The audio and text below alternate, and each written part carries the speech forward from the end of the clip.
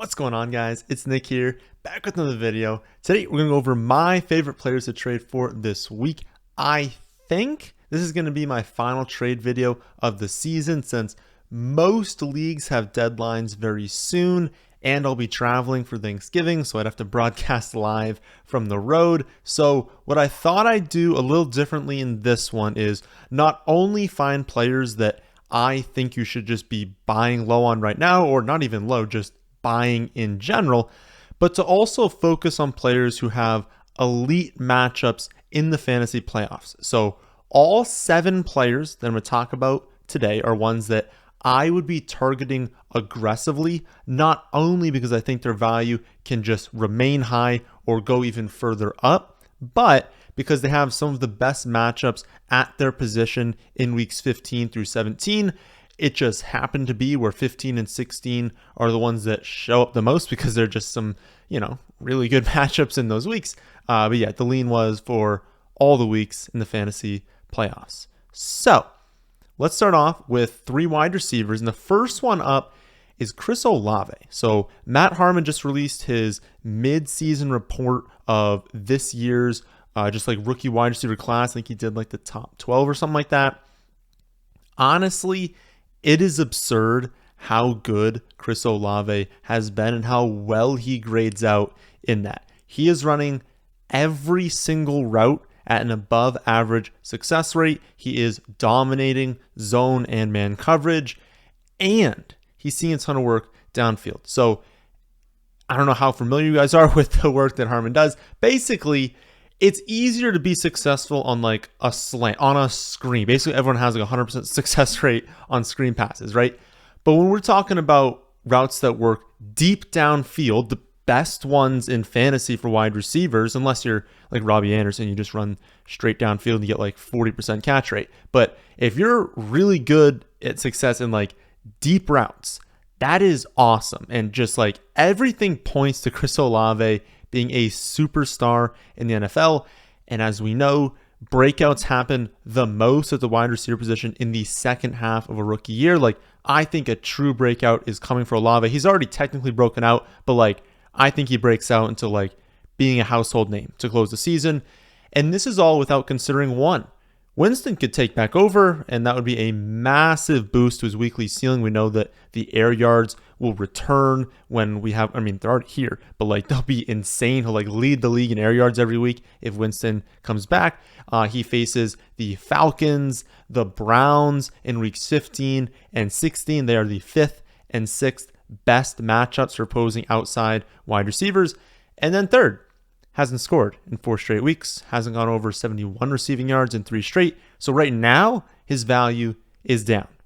He is the number 1 wide receiver trade target by a mile. I can honestly stop the wide receiver position right now and just be like, everyone watching this, we're just all acquiring Chris Olave if we can, and we're riding him to a championship. He is an exceptional trade target this week. After that, I would say it's Jakobi Meyers. He's finally scored a lot of touchdowns recently. I don't want to say a lot, like 3 touchdowns this year, but that's a lot for him. But 2 of the last 3 weeks have been blowouts. And so his numbers look kind of inconsistent because of that. And then because of like, he was out for like a week or 2 with like the knee injury. He's just missed a little bit of time. He's been a little bit banged up while he's been in there. And then the blowouts, like it's really weird for New England. Like in the 2 games, 2 this season that he's played in, where the final score has been within 12. Like, we're not even asking for 1-score games. Within 12 points, he's had 9 and 9 receptions in those games. It's just been like basically the Patriots either get steamrolled or are steamrolling someone else, or he's not even playing in the game. Like, that's basically all that's happened so far. And so we haven't seen him in a game that's super close, but we know he's the clear top wide receiver on the team. What does he get in week 15? The number 1 matchup for opposing slot wide receivers. Follows that up with a top 10 matchup against the Bengals in week 16. So the dream spot in week 15, great spot in week 16. There's honestly just like no risk in trading for Meyers. Like, he's not going to completely dud. He's going to do something for you each week. But I feel like people think the production is way more up and down than it is because of just how the Patriots have played this season. Like, think back to their last game before the bye. They didn't need to throw the ball. They knew they were going to beat the Colts by plenty of points by just running the ball, playing super conservative. Think about a little before that. They were getting steamrolled by the Bears. Like, it's just been like never close. But when it has been, he's getting all the work because he's awesome. So great matchups in fantasy playoffs. Values going up. Great target there. And the final wide receiver I would say is Michael Pittman. Matt Ryan returning is obviously a good thing for him. And it means that he's going to go back to seeing his like 8 to 10 targets every week. That's awesome. My one issue with Pittman is the upcoming schedule. He gets the Eagles, the Steelers, the Cowboys over the next 3 weeks before going on bye. Like, that's not fantastic, right? But if you can survive that, then he gets the number one matchup for opposing outside wide receivers in week 15. That's a great spot. And then he's in another really good spot against the Chargers in a likely shootout in week 16 before like a neutral matchup in the fantasy championships. So again, I am not expecting fantastic production over the next month. But like, he hasn't been incredible recently, and I'm thinking people aren't asking all that much in the trade market for him. And so, you know, you can honestly point that out if you're kind of talking to someone and be like, hey, he hasn't really been that good. And look at the upcoming schedule. At least like point it out. Like, it is brutal. And so if someone needs to win over the next few weeks to make the playoffs, point that out to them. Be like, hey, he's a long-term play. He's not going to be good in the short term. He still can be, but you want to tell people that he's not going to be very good. And so people got to win now. You might be able to trade them someone who maybe has a little bit of a better schedule, or at least like in the short term is going to be better. So you can make that long-term play and he'll be better in the fantasy playoffs. I've heard some people saying that like, oh, we don't want Colts players because they could shut people down late in the season. But I don't really think that's going to happen. I mean, maybe in week 18, if they're out of it, they shut people down. That would make sense, right? But it's like, you know, the division isn't that fantastic. And I know the Titans are going to win it and the Titans are better than them. But we're talking about the fantasy playoffs of like week 15 and 16. You're a long ways off from the end of the season. Like, if you're shutting people down in week 15, you've been out of the division for a very long time. They're 2 games back right now. So I don't really think that's going to happen. I think that they would have to have very unfortunate luck over the next month to just be completely out of it in week 15, and they're not going to shut people down unless they're completely out of it. And then you look at the Titans schedule, they still have difficult matchups as well. They're not going to win out. So I don't think there's a ton of merit to that, but I suppose if you're concerned about that, I get it. Chris Olave. Go to Chris Olave. Go to Jakobi Meyers. I'm not scared. I would target Pittman as well. For the running backs, top trade target, in my opinion, by a mile, is Derrick Henry. Not only do you just get a top 3 running back rest of season, but oh my goodness, look at the matchups in the fantasy playoffs. Week 15, Chargers. Week 16, Texans, who he has 4 straight 200-yard multi-touchdown games against. That's your top priority. I know not everyone can afford to acquire Derrick Henry. I know he's not available to be traded away by many people, but I would very much just ask the person that has him, see what they need. Do they have like a top heavy team? Have they suffered other injuries to where it's like they have Henry and then not a whole lot behind that, and they're really struggling because of that lack of depth? Maybe help them out in that case.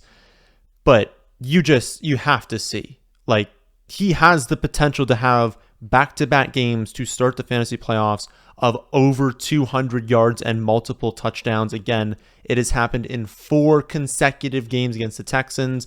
They are going to have to be winning these games. These will likely be important games for them to get into the playoffs, maybe for playoff seeding beyond just taking the number 1 seed in the AFC South. And so, like, these are the games where Derrick Henry goes off. And I mean, just think about it, like, to get you into the championship.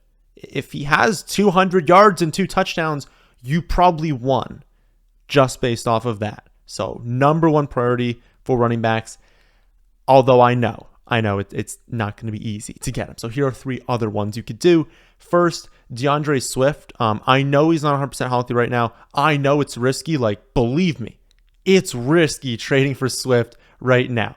But they're being smart with his usage. They used him near the goal line the last 2 weeks. I believe he scored in both matchups.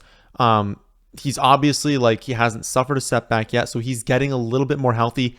I don't think he's going to be 100% at any point in the season, but if he's even 95% to close the season, that's still fine. He's still a very explosive player, looked explosive in these matchups, but you're not trading for the production right now. You're trading for what you can get in the fantasy playoffs. Number one, if he's going to get more healthy every week and we're looking, 7 to 8 weeks from now, well, yeah, he's probably going to be a little bit more healthy. And then he's going to get the Panthers in week 16. He's going to get the Bears championship weekends. Both of those are top 5 matchups for opposing running backs. So this is one where it's he has time. And I would not trade for him if you need it now. If you're 500, a little bit below 500, you're trying to get into the playoffs. Swift isn't going to help you get into the playoffs. What he's going to help you do is if you've got a team that's got 2 or 3 losses right now, you're looking really, really good, and you're thinking, I'm going to make the playoffs unless I lose every single game moving forward. What can I do to set myself up? Week 16, week 17, great matchups for DeAndre Swift if he can get healthy by that point. And I know that is an if. It's not 100% guaranteed, but if it happens, those are great matchups. And I promise you, if the person that has Swift right now is struggling, needs to win, he's on the trade block. He's available to be traded for. You might not have to give up as much as you think. After him, I would say David Montgomery. Khalil Herbert was just placed on the IR, which means he's out for at least the next 4 weeks. That means Montgomery is going to be a running back 1 over the next month, and then he gets the Lions championship weekend. There honestly isn't even a whole lot more I kind of need to say about that one.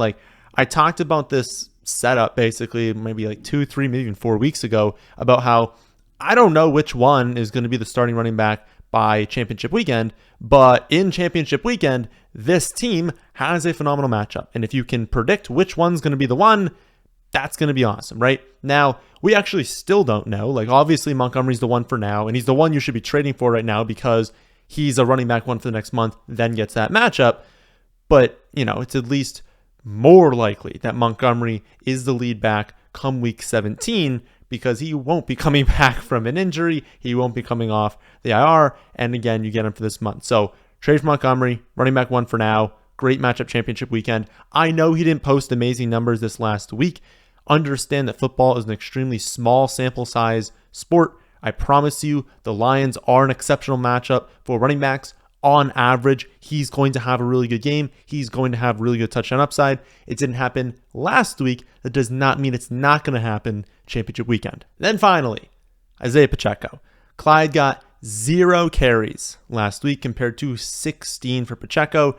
And even though he's still not going to be getting many targets or any targets in many games, the early down role on the Kansas City Chiefs is still super valuable, especially in winning game scripts. He gets a brutal matchup in the fantasy championship, so you might not be able to use him then.